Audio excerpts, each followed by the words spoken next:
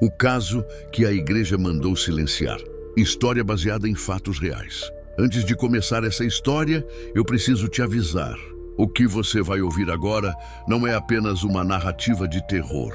Este relato é baseado em acontecimentos reais, reunidos a partir de testemunhos, anotações e registros que nunca chegaram ao conhecimento público. Alguns nomes foram alterados para preservar identidades, mas os fatos descritos aqui permaneceram exatamente como aconteceram. Se você é sensível a histórias de possessão, rituais religiosos e sofrimento psicológico extremo, talvez este vídeo não seja para você. Agora, apague a luz, aumente o volume. Essa é a história de um exorcismo que nunca deveria ter sido realizado. Samuel tinha 25 anos quando os primeiros sinais começaram a se manifestar. Até então, levava uma vida comum. Trabalhava durante o dia, estudava à noite e mantinha uma rotina estável.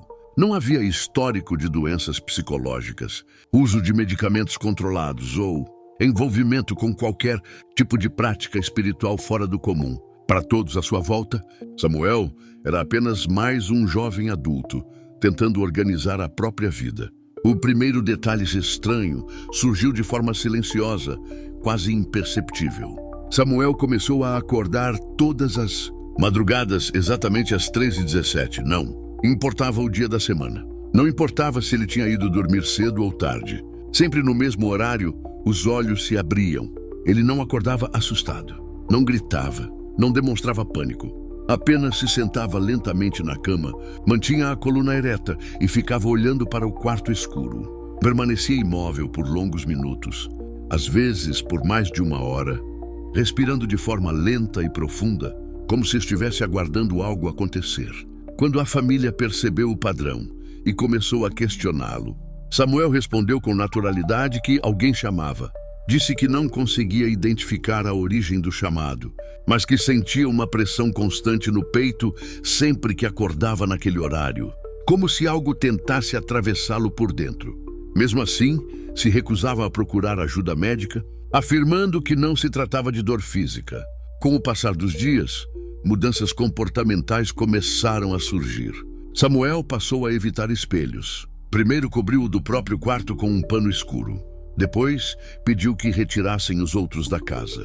Disse que o reflexo atrapalhava e que olhar para si mesmo causava uma sensação de atraso, como se algo estivesse sendo impedido de avançar. Na segunda semana, um cheiro estranho começou a se espalhar pela casa. Era um odor metálico, difícil de descrever, semelhante a ferrugem, misturada com algo orgânico. A família limpou a casa diversas vezes, verificou encanamentos, alimentos, lixo. Nada explicava a origem. O cheiro surgia de repente. Permanecia por alguns minutos e desaparecia sem deixar vestígios. Curiosamente, sempre parecia mais forte quando Samuel estava por perto. Samuel também passou a reclamar de dores constantes no peito e na cabeça. Exames clínicos não apontaram qualquer alteração. O médico sugeriu ansiedade severa e estresse acumulado, recomendando acompanhamento psicológico. A família aceitou o diagnóstico por acreditar que finalmente havia uma explicação lógica para tudo aquilo, mas as noites continuavam. Na 10ª madrugada, pouco depois das 3h17, um grito ecoou pela casa. Não foi um grito de medo nem de dor, foi um chamado desesperado pelo nome da mãe. Quando ela chegou ao quarto, encontrou Samuel sentado na cama, o corpo tremendo levemente, os olhos abertos demais para alguém que acabara de acordar. Antes que ela pudesse dizer qualquer coisa, Samuel levantou lentamente o rosto. A voz que saiu de sua boca não soava como a dele. Ele está aprendendo, disse. Em seguida, o corpo caiu para trás, desacordado. Naquele momento, a família entendeu que aquilo não se tratava apenas de ansiedade ou estresse. Havia algo acontecendo dentro daquele quarto, algo que estava crescendo noite após noite. E os primeiros sinais eram apenas o começo. Depois da noite em que Samuel desmaiou no quarto, a casa entrou em um estado de alerta constante. Ninguém conseguia dormir direito. A sensação era de que algo havia sido ativado, como se um limite tivesse sido ultrapassado sem possibilidade de retorno. Samuel acordou no dia seguinte sem lembrar do ocorrido. Parecia confuso, mas fisicamente bem. No entanto, havia algo diferente em sua postura. Ele se movia com mais cuidado, como se estivesse reaprendendo a usar o próprio corpo. Andava devagar demais, virava a cabeça em ângulos estranhos e demorava alguns segundos para responder. Quando alguém falava com ele, o apetite começou a desaparecer de forma gradual. Primeiro, Samuel passou a pular refeições. Depois, recusou completamente alimentos sólidos. Dizia que sentia enjoo ao mastigar e que o gosto da comida havia mudado.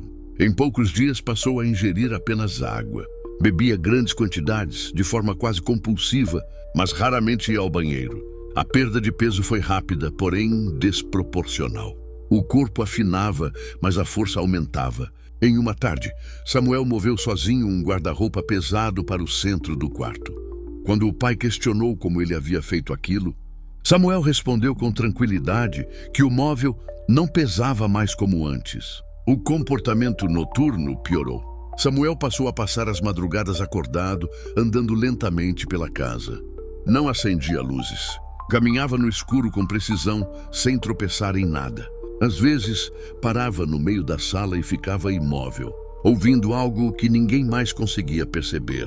Durante essas caminhadas, ele murmurava frases quase inaudíveis. Não eram palavras soltas, mas sequências repetidas, como instruções sendo memorizadas.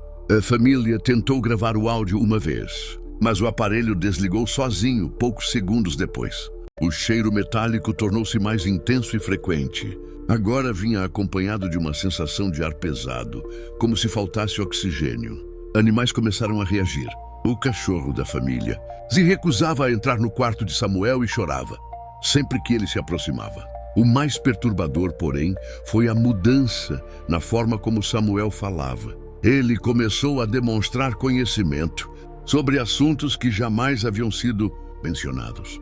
Comentava erros antigos da família, decisões tomadas em segredo e pensamentos que nunca foram verbalizados. Quando confrontado, não demonstrava surpresa. Ele escuta antes de vocês pensarem, disse certa vez, com um leve sorriso. Em uma noite específica, Samuel pediu que todos se sentassem na sala. Disse que precisava explicar algo importante. Falou com calma, escolhendo cada palavra. Isso não é sobre mim, afirmou. É sobre espaço. Eu só estou cedendo. Ninguém entendeu o que ele quis dizer. Pouco depois, Samuel começou a apresentar lapsos de consciência. Parava no meio de uma frase. Ficava imóvel por alguns segundos e depois continuava falando, como se nada tivesse acontecido. Em alguns desses lapsos, a voz mudava sutilmente, ficando mais grave e firme. Foi nessa fase que a família decidiu procurar ajuda religiosa.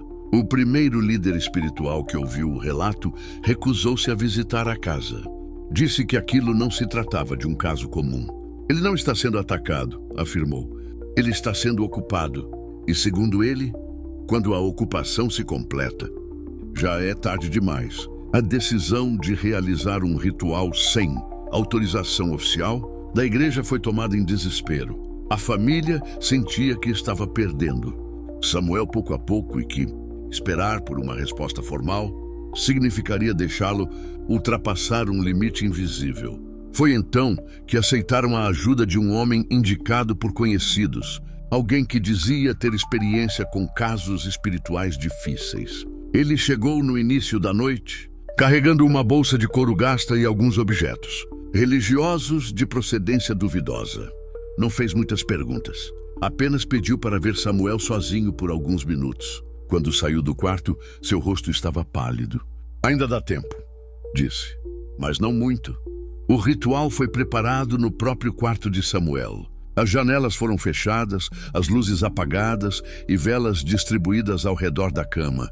Símbolos religiosos foram colocados nas paredes, alguns escritos à mão, outros improvisados. O ar no ambiente ficou pesado rapidamente, como se o espaço tivesse encolhido. Samuel sentou-se na cama sem resistência. Estava calmo demais. Não demonstrava medo nem confusão. Observava tudo com atenção excessiva, como se estivesse aprendendo algo. As orações começaram de forma desorganizada. Cada pessoa dizia algo diferente, tentando se agarrar ao que conhecia.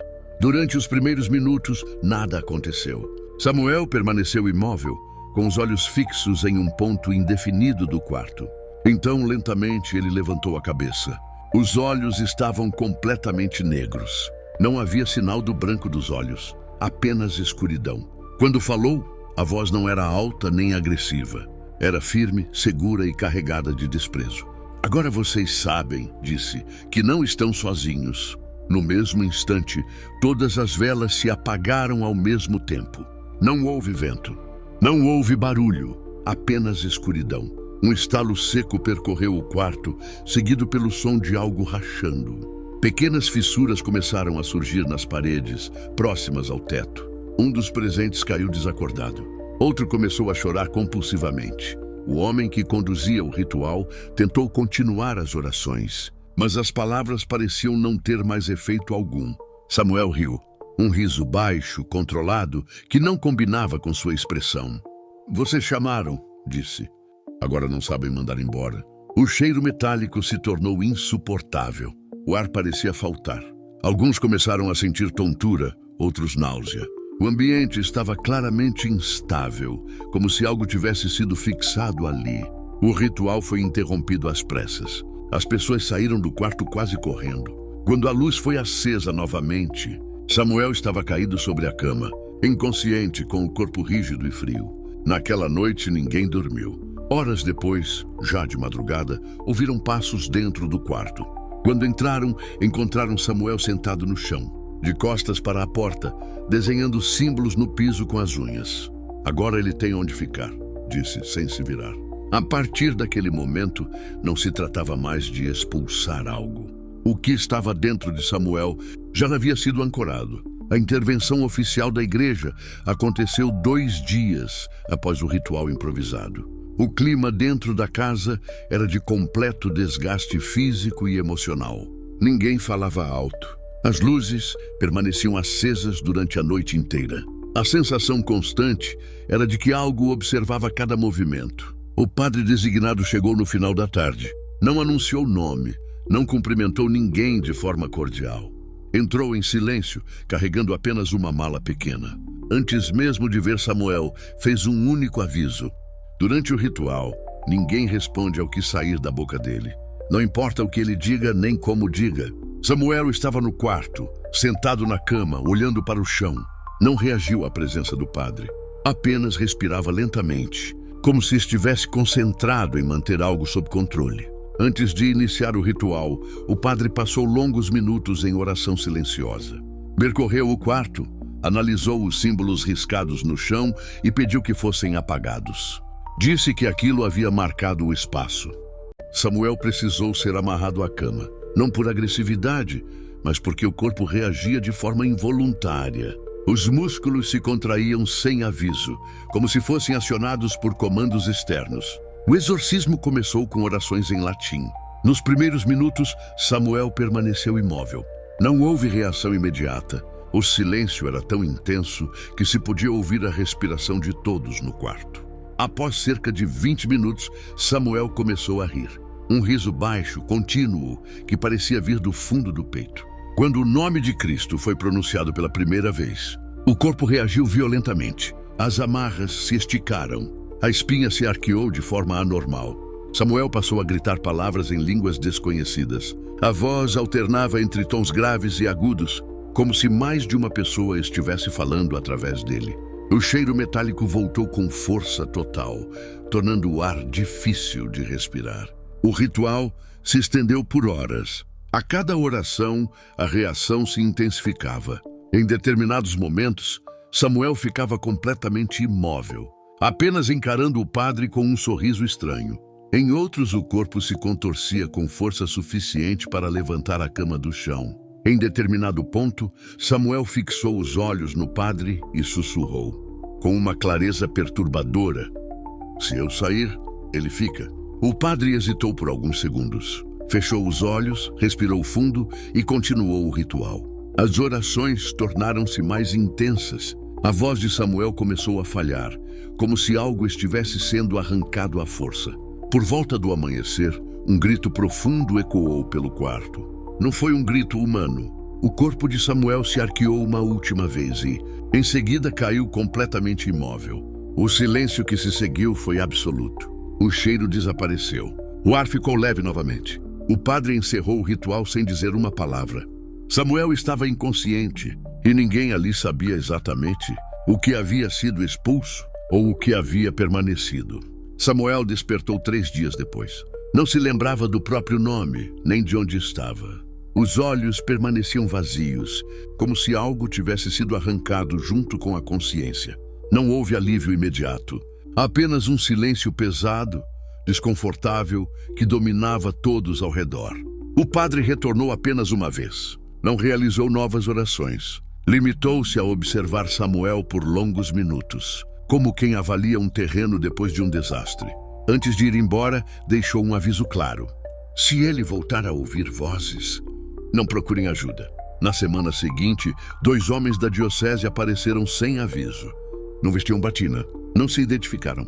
Apenas recolheram objetos, anotações, gravações feitas durante os rituais. Tudo foi levado em sacos pretos. Nenhuma explicação foi dada. O laudo médico apontou exaustão extrema, desnutrição e episódios dissociativos. Nada sobre possessão, nada sobre rituais. O caso foi encerrado oficialmente como surto psicótico agudo. Mas a casa não voltou ao normal. À noite, passos eram ouvidos no corredor, mesmo com todos dormindo. Portas rangiam sozinhas. O relógio da sala parou exatamente no horário em que o exorcismo terminou e nunca mais funcionou. Samuel melhorou fisicamente, mas algo nele havia mudado. Falava pouco, evitava espelhos, não suportava ficar no escuro. Em certos momentos, parecia observar cantos vazios da casa, como se esperasse algo se manifestar. Certa madrugada foi encontrado sentado no chão da cozinha, sussurrando palavras desconexas. Quando perguntaram o que ele estava fazendo, respondeu com uma frase simples. Ele não foi embora, só mudou de lugar. Depois disso, nenhum padre voltou. Nenhum médico quis aprofundar o caso. O assunto foi enterrado junto com as gravações e os relatos. Meses depois, a família abandonou a casa. O imóvel permanece vazio até hoje. Moradores da região dizem que, à noite, luzes se acendem sozinhas, que vozes são ouvidas vindo de dentro, que o cheiro metálico volta em certos dias, principalmente quando chove.